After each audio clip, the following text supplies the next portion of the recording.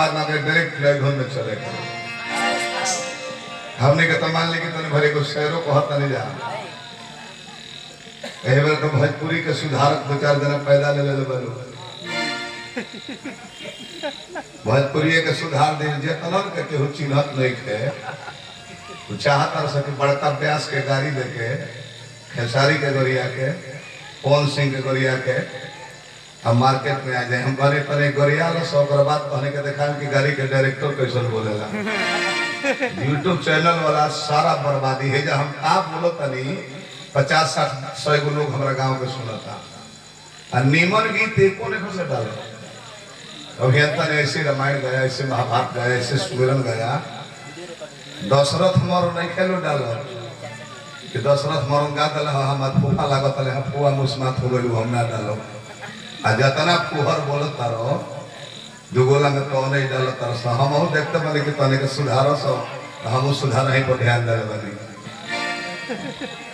ए मेरा खेसारी दल के लोग कहता कि बोले बड़े नाम थके वो मेरा के हम जन्म ना ले रहे जाने मेरा छिटुआ के दीदी तनी प्यार करता गोला ले गुडू रंगीला उबर केहू ना ध्यान दे भोजपुरी सुधारो अब मोबाइल पर एगो फेसबुक खोलो चाहे यूट्यूब खोलो तो तुरंत ही है और कि मालिक ने नौकरानी का पेमेंट कर दिया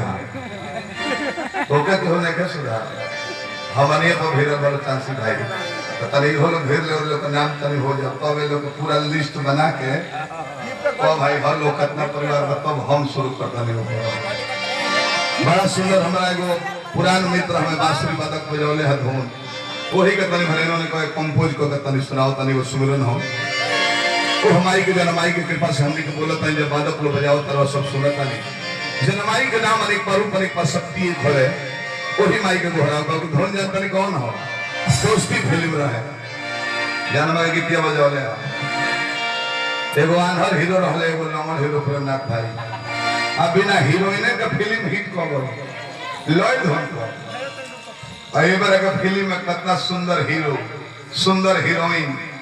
को जगह बाथरूम के सीन देखा तो वो फलाप मार देता था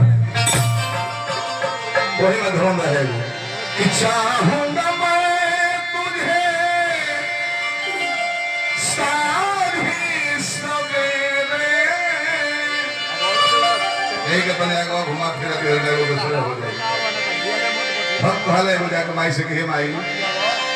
कि तू ही तो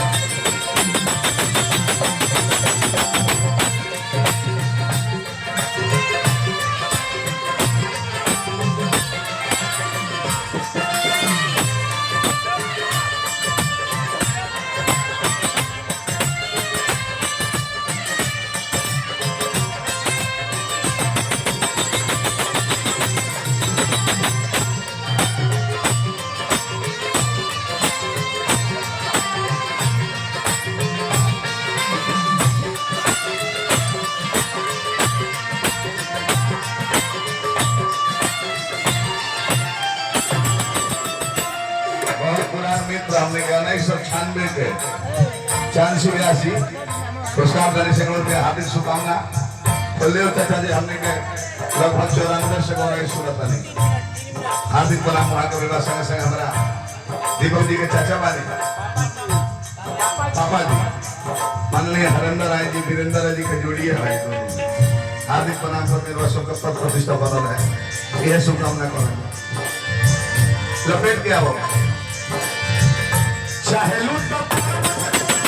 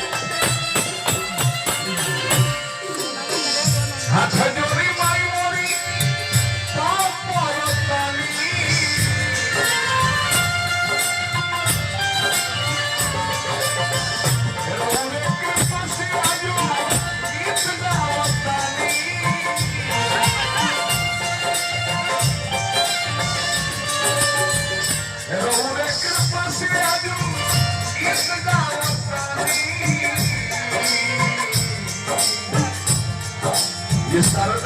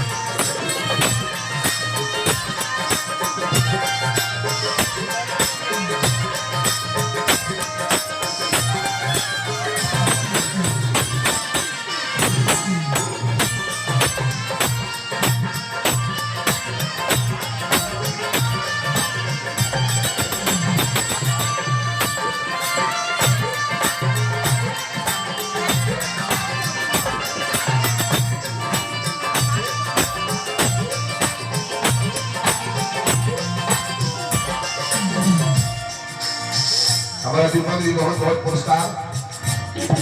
संजीव ठाकुर जी हमारे मैनेजर मानी बहुत बड़ा पुरस्कार हार्दिक शुभकामना करते हैं जब भोला तारीख पर प्रतिष्ठा बनौले रहे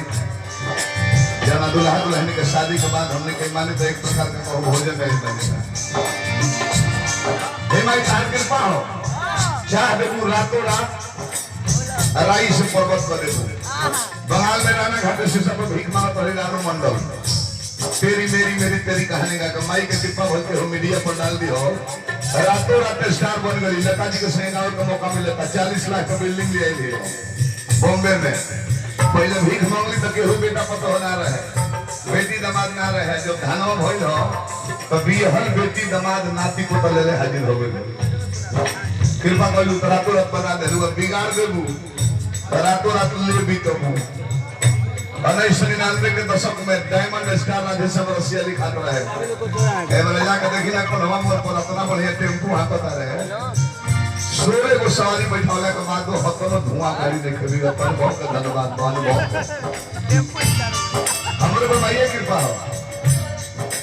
तो हमारा बोली के आदमी बहुत जरा स्टेशन में बैठ के सीका बटोरता रहे 24 घंटा में 49 रुपया भेल बा